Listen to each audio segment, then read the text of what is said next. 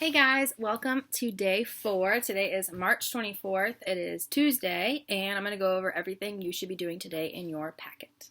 So, starting with reading, today you are still using that same article, so you should know this very well by now. It's the 3 articles.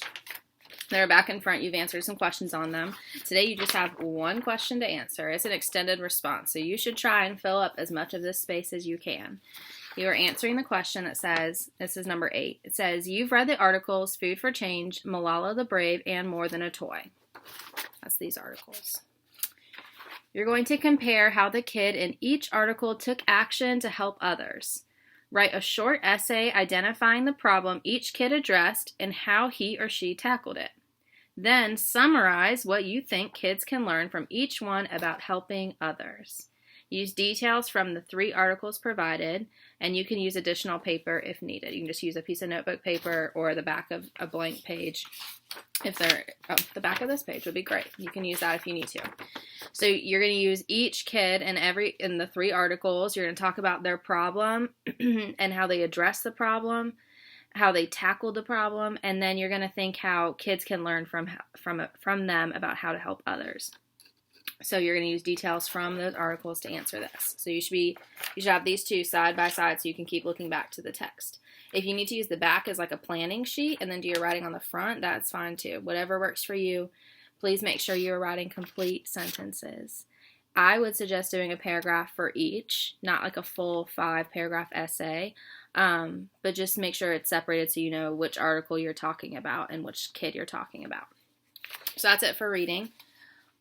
For writing today, we are on day 4, which we talked about yesterday is combined with day 3.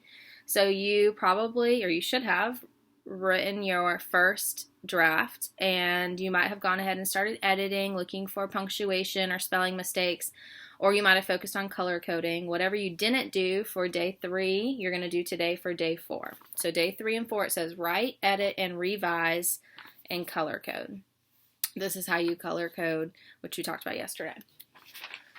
So, I wrote the whole TDA, and I read you my first 2 paragraphs yesterday, my introduction and my first body paragraph. Now, my next body paragraph, so this is my second body paragraph, it says, the second location, the school library, makes Mr. Nelson think about events in the past. That's me restating again. In the library, we learn that Mr. Nelson's grandmother is the woman in the picture. The author states, so now I'm citing, she was the first librarian here in Somerville. This matters because, so now I'm explaining, this matters because Mr. Nelson begins to remember his grandmother and how he used to be a library helper. The school library helped Mr. Nelson think of events in the past. That's me answering the question, or the prompt. I'll read that one more time. The school library helped Mr. Nelson think of events in the past. That's how I ended that body paragraph, by answering the question again. Now my last body paragraph starts with, the third location, the house, makes Mr. Nelson think of more events in the past. That's me restating my claim. According to the text, Mr. Nelson told Anna stories all about the good times he spent with his grandmother there.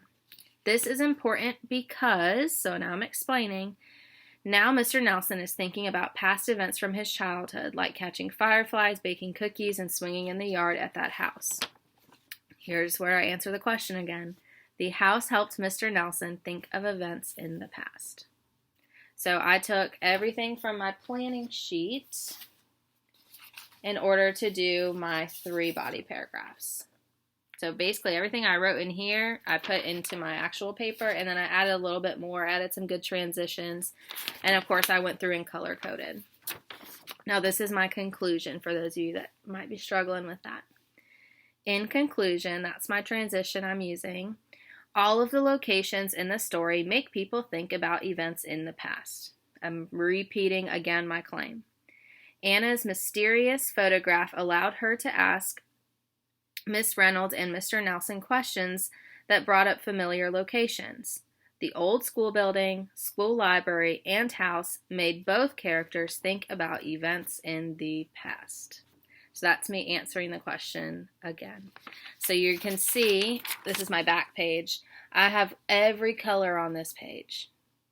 That's what your paper should look like. If you're looking at your paper and you're like, oh, I'm missing a color, that means that's something you need to go back and add when you're revising.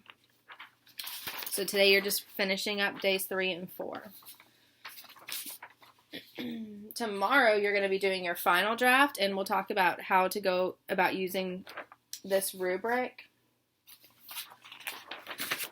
This rubric is pretty similar to the ones that you guys glue in your writing notebook, except there's no boxes for you to check off, but you can just check it off. So if you go through and you said, oh, I answered all parts of the prompt and I showed a deep understanding of the text, check, I did that. But everybody should be striving to get a 4. A 4 is a perfect score. We are all writers that can get 3s and 4s. So these are the areas we should all be in. So you need to go through, and if you're not able to check something off, you didn't do it, then that's something you need to do before your final draft. So this can kind of keep you accountable. This is the rubric we use for SC Ready. All right, so that is it for writing for today. So just make sure you finish up that draft. For math, you are still working on the same page, days 1 through 5. So whatever you need to finish up on here, you go ahead and finish that. And you can use these notes to help you. If you already finished it, there are tons of games that you can play online if you have a computer. If not, you can play that card game. You can just test yourself. You can come up with really hard problems and try and solve them, or you can email me and I can get you something. And finally, for social studies today, you finished up all your guided notes, so great job with that. Today you're going to be doing just a ReadWorks article. So we are very familiar with these, except now it's printed for you instead of on your computer. This one is called The Great Depression, and it's where it continues right after World War I, which was our last unit in social studies, and it talks about Black Tuesday when the stock market crashes. It talks about scarcity. People were really having a difficult time finding food and finding jobs and finding any way to make money.